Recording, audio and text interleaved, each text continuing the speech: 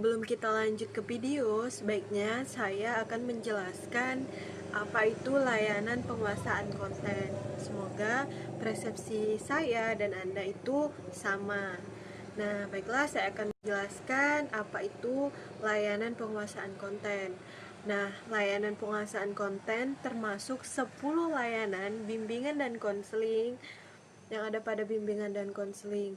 Nah, layanan penguasaan konten ini adanya suatu konten yang diberikan untuk menambah wawasan dan keterampilan pada klien ataupun siswa-siswa yang diberikan layanan penguasaan konten tersebut. Kalau layanan informasi hanya memberikan wawasan. Nah, sedangkan kalau untuk layanan penguasaan konten di sini itu memberikan wawasan dan lebih mengarah kepada keterampilan pada klien dan siswanya, sehingga siswa tersebut memahami dan memiliki pengetahuan untuk mengaplikasikan keterampilannya bertambah dalam setelah melakukan layanan penguasaan konten tersebut.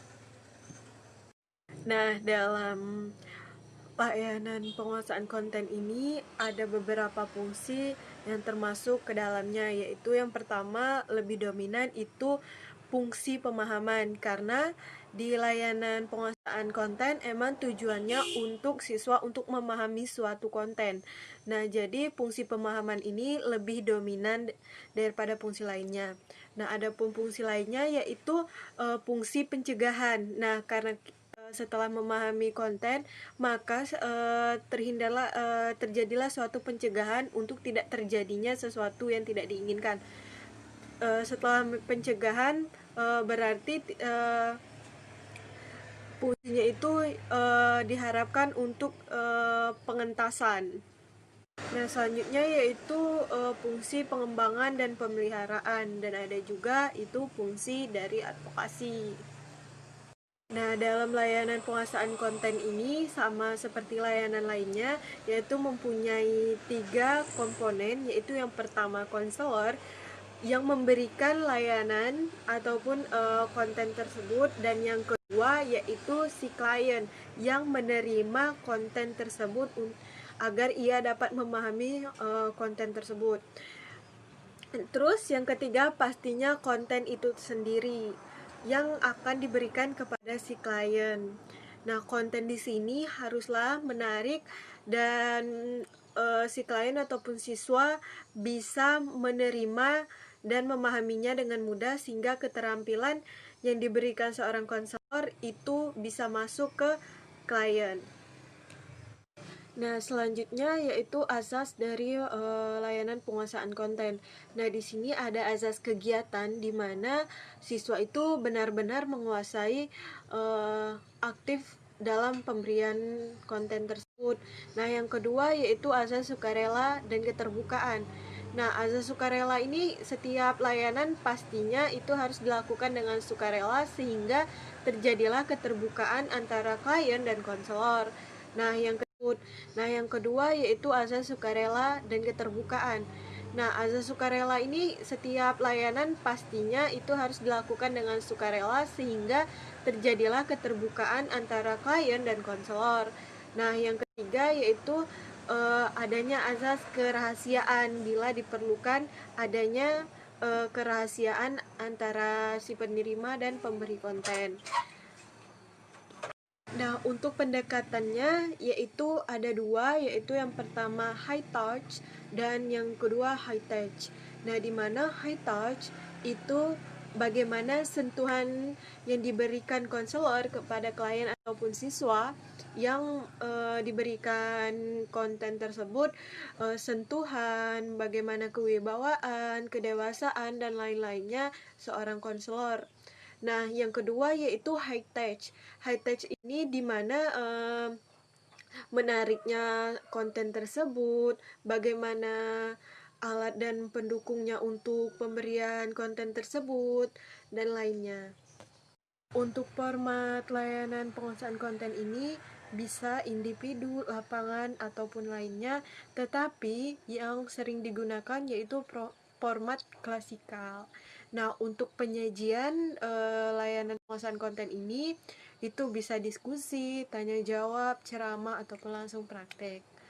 Nah, untuk waktunya itu tergantung dengan materi yang diberikan ataupun konten yang diberikan konselor kepada siswa ataupun klien.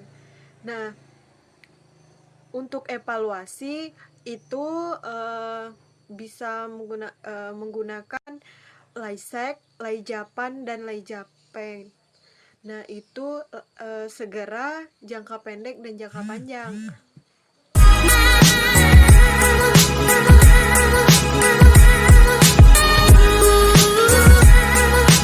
Assalamualaikum warahmatullahi wabarakatuh. Selamat siang. Waalaikumsalam warahmatullahi wabarakatuh.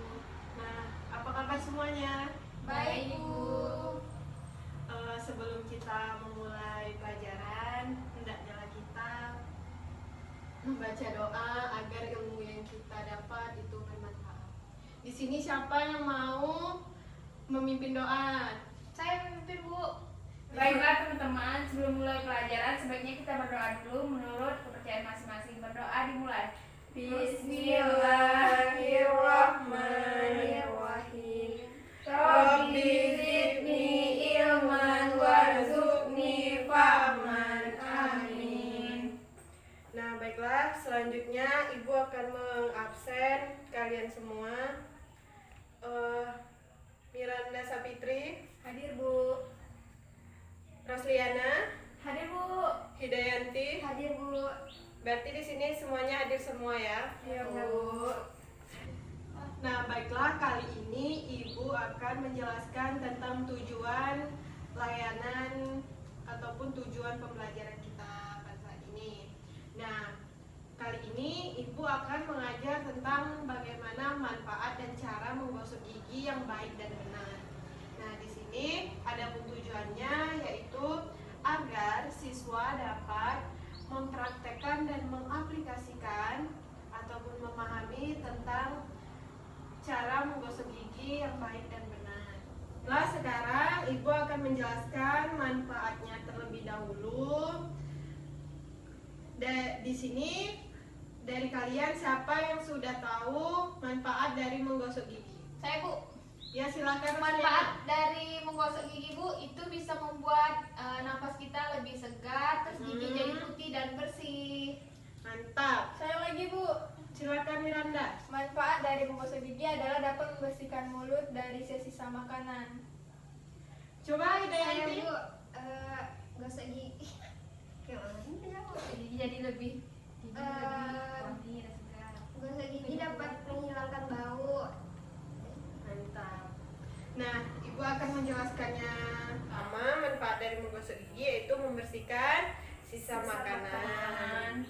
Nah, setelah kita makan itu kan sisa-sisa makanan kita kan masih menempel, jadi disitulah menimbulnya bakteri sehingga kita sakit gigi. Maka kita harus menggosok gigi. Yang kedua, menghilangkan Bau mulut. betul. Ketika kita bicara dengan orang, malu dong kalau kita bau mulut, kan nggak enak ngomongnya. Yang ketiga yaitu menurunkan resiko sakit gigi. Nah, di sini siapa yang pernah sakit gigi? Saya, Bu. Ya, semuanya pasti pernah lah ya sakit gigi. Nah, yang keempat yaitu mencegah gigi berlubang. Nah, gigi yang berlubang itu biasanya di geraham kan. Makanya kita harus menggosok gigi dengan baik dan benar sehingga geraham kita maupun gigi yang lainnya itu tidak berlubang. Baiklah, Ibu akan kasih alat-alatnya.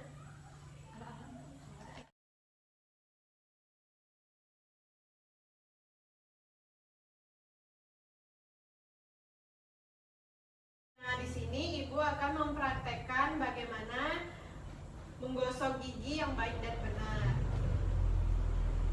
Kita memakai pasta itu tidak boleh terlalu banyak dan tidak boleh juga terlalu sedikit.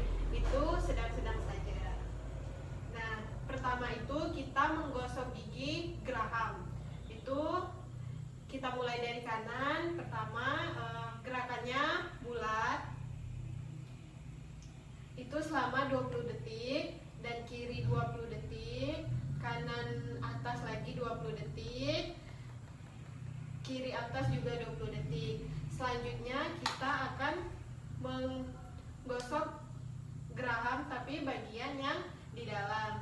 seperti gerakan mencongkel. Kayak 1, 2, 3, 4, 5, 6, 7, 8. Itu 8 kali. Terus di sisi kiri. Kiri juga sama 8 kali. 8 kali. 1, 2, 3, 4, 5, 6, 7, 8. Selanjutnya itu gigi bagian dalam yang di depan. Itu sama. Mulai prakteknya. Coba angkat, gosok giginya sudah berpasta semua kan? Ya Bu, itu Pak. Pertama gigi geraham kanan yaitu bulat selama 20 detik. Nah, selanjutnya yaitu kiri bulat itu selama 20 detik juga. Selanjutnya yaitu geraham kanan atas. Geraham kanan atas bulat selama 20 detik. Terus geraham kiri bulat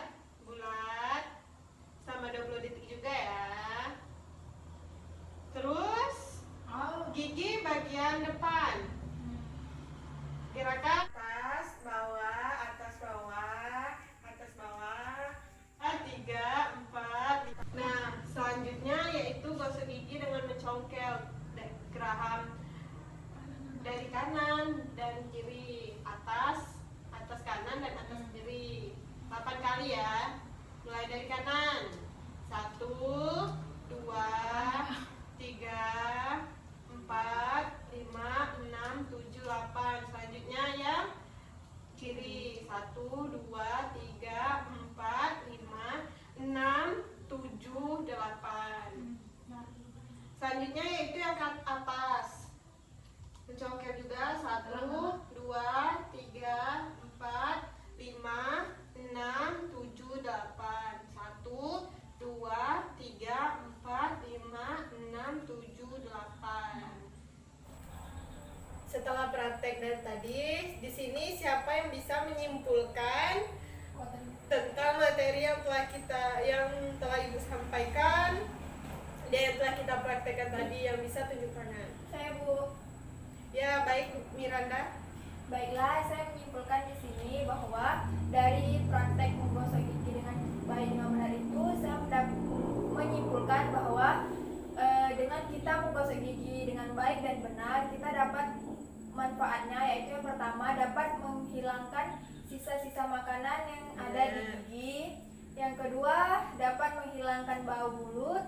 Yang ketiga dapat membuat napas kita menjadi segar.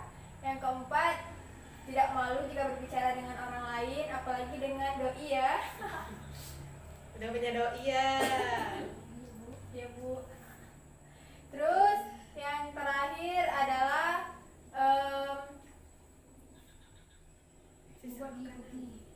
membuat gigi menjadi sehat, bersih, dan bisa menjadi putih. Itu aja Bu. Baik Mira, terima kasih. Dan di sini apakah ada yang ingin bertanya? Bu, saya mau nanya. Silakan. Jadi sikat gigi itu berapa kali sehari? 3 kali. Baik, pertanyaan yang bagus. Untuk menggosok gigi idealnya yaitu 2 kali sehari. Pagi setelah sarapan, malam sebelum tidur. Adakah yang ingin ditanyakan lagi? Tunjuk tangan. Saya Bu. Ya, silakan Miranda. Saya mau nanya nih Bu, jika kan kita udah terlanjur nih gigi kita berlubang, nah bagaimana sih caranya untuk menghindari gigi berlubang selain menggosok gigi dengan rajin dengan benar? Kalau gigi kita udah berlubang, itu maka kita harus perbaiki di dokter gigi, jangan di tukang gigi ya, karena gigi Mira juga sudah berlubang, maka harus ke dokter gigi. Nah, untuk selanjutnya mencegah gigi berlubang dengan gigi-gigi lainnya itu nular, maka Mira harus rajin menggosok gigi. Biasanya Mira menggosok gigi berapa kali? 2 kali sehari. Itu sesudah sarapan apa sebelum? Sebelum sih Bu. Nah, itu salah. Makanya kalau pagi menggosok gigi itu setelah sarapan. Ya, Mira baik. bisa mengerti? Mengerti Bu, terima Nah, kasih. siapa Saya mau lagi? bertanya Bu, ini kan gigi kita kan mudah sekali berlubang. Jadi bagaimana cara mencegah gigi berlubang selain kita, misalnya kita sudah rajin menggosok gigi rutin nih, malah bisa sampai 3 kali sehari Bu ya, setiap makan kita gosok.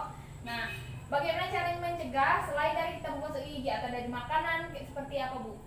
Nah, untuk mencegahnya itu juga bisa dengan seperti yang Rose bilang tadi, yaitu dengan cara makanan kita harus dijaga. Itu seperti susu, jangan makan manis-manis, itu kan bisa, bakteri kan suka tuh dengan yang manis-manis, maka setelah manis-manis tertinggal pula sisanya di gigi kita, maka bakteri akan muncul kan. Nah, kalau untuk gigi kita itu tuh jangan lewat dari 3 ya dalam sehari itu menggosok gigi. Jangan sudah makan gosok. Nah, itu kan bakal membuat gigi kita cepat reput gitu. Nah, karena kan emang pasta giginya itu pun dari bahan kimia kan. Nah, jadi gusi kita itu sensitif. Nah, di sini ada kayak yang ingin bertanya lagi? Cukup jelas Bu, sudah. Berarti semuanya udah mengerti dan paham ya? Iya Bu. Alhamdulillah kalau begitu, jadi ibu tidak sia-sia mengajarkan. Nah, di sini baiklah ibu akan menyimpulkan dari pembelajaran kita. Nah, jadi menggosok gigi itu 2 sampai 3 kali sehari, jangan lebih karena gigi kita sensitif. Nah, terus menggosok gigi itu tidak boleh juga terlalu kuat karena gigi kita akan tabrakan dengan sikat giginya, maka menimbulkan gigi kita itu goyang gitu ya. Nah, untuk itu banyak sekali. Nah, yang pertama yaitu membuat gigi kita putih, menghilangkan bau mulut yang sehingga kita tidak malu untuk berbicara dengan orang lain. Terus gigi kita tidak cepat berlubang, maka tidak akan sakit, mencegah sakit gigi kan. Untuk mempreskan otak kita, karena kita tadi sudah belajar, maka kita selanjutnya yaitu game.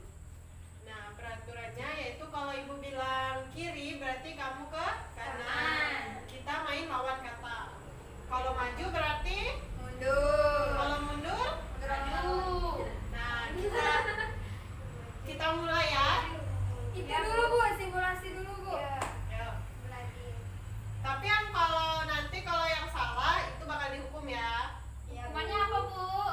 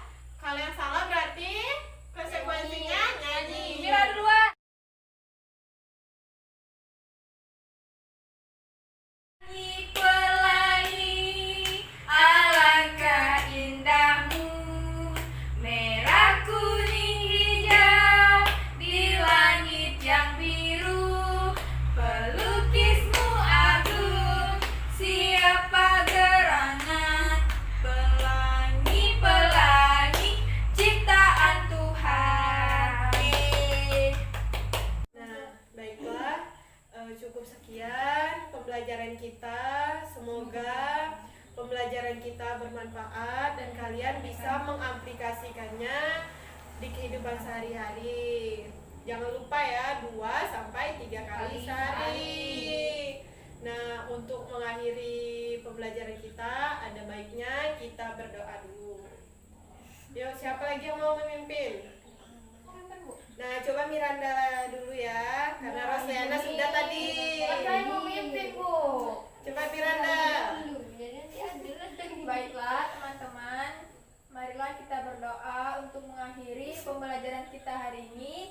Berdoa dimulai. Bismillahirrahmanirrahim. Wal asri innal insana lafil husri illal ladzina amanu wa amilus solihati wa tawasau bil haq wa tawasau bis sabr. Amin. Que onda tu pecho arriba, las manos, caballo moreno, penetra tu barrio, el señor rola cero rock.